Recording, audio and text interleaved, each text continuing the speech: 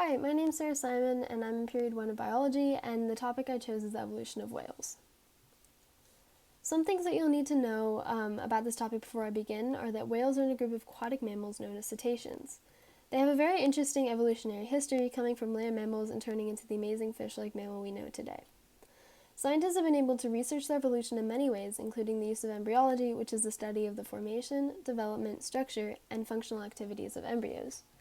They also are able to use prehistoric fossils to compare them to modern-day bone structures and use this to hypothesize which animals whales might be closely related to.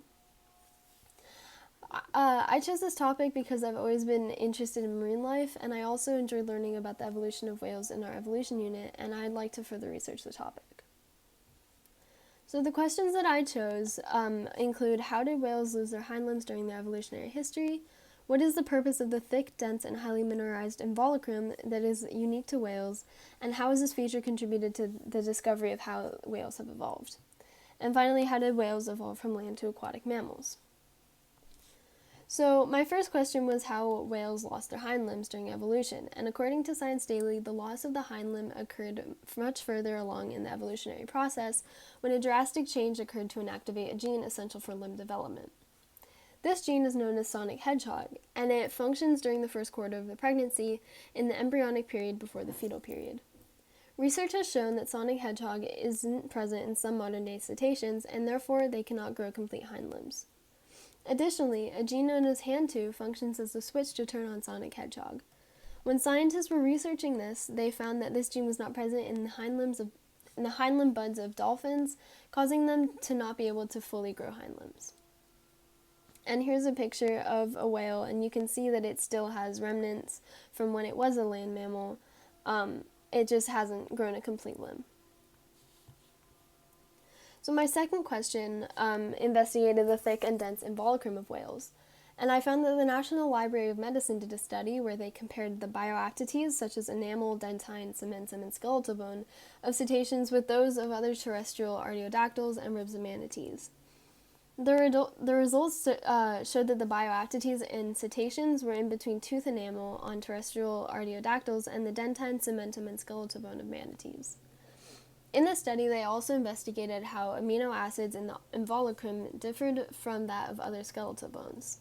And through this, they were able to find out that the central involucrum contained lower amounts of glycine and hydroxyproline, while containing higher amounts of non-essential amino acids, which is similar to hippos and the ribs of manatees, and also shows fast bone development. Their final hypothesis was that the mineralogical and amino acid composition of cetacean bullae differs from that of other bone because of 1. Functional modifications for underwater sound reception, and 2. Structural adaptations related to rapid ossification or bone development. My last question was about how whales actually evolved from land mammals. So the first whale was predicted to be a wolf-sized animal who ate fish from a nearby sea and lived around 50 million years ago. Although this animal lived on land, other animals closely related to it began to adopt features beneficial to live in water. These features included webbed feet and a more streamlined hairless shape.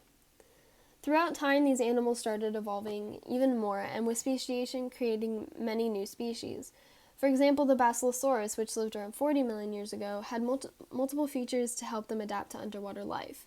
They had nostrils on top of their heads, just like modern-day whales, along with an ear structure to help them with underwater hearing, and 4 limbs that acted as paddle-like flippers.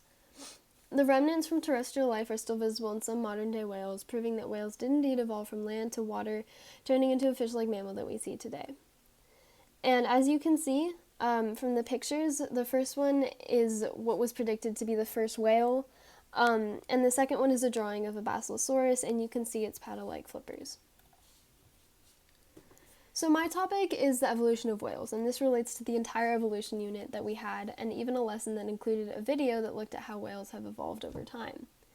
Additionally, this topic relates to our genetics unit, because since evolution primarily forms from mutations, it relates to our whole subunit in the genetics unit that talked about mutations. And it also relates to cell division and meiosis, as that's how mutations form. So current research is being done to further study the evolution of whales by looking at the embryology of whales. Scientists are also using the fossils from prehistoric times to compare the structure of cetaceans from ancient whales to modern-day whales. For example, the discovery of the Basilosaurus linked whales to a terrestrial ancestor. And according to Smithsonian Magazine, another extinct whale called the Squalodon, a fossil dolphin with a wicked smile full of triangular teeth, similarly hinted that whales had evolved from meat-eating ancestors. Furthermore, scientists compared the genes and amino acid sequences of whales to other mammals. And through this, they found that whales were more closely related to artiodactyls, which were even-toed ungulates such as pig, deer, and antelope. And the connection between whales and artiodactyls was later confirmed in 2001.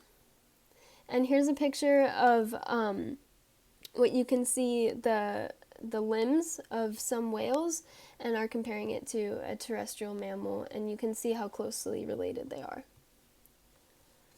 So during my research, I learned all about how whales evolved, including the timeline of their evolution, which species they came from, and which species they're related to, and even characteristics that prove their evolution, such as their hind limbs. I also learned about the different pieces of evidence that show how they evolved, including embryology and the use of fossils, along with genetics, to prove that whales came from land mammals. And finally, here's my works cited. Thank you.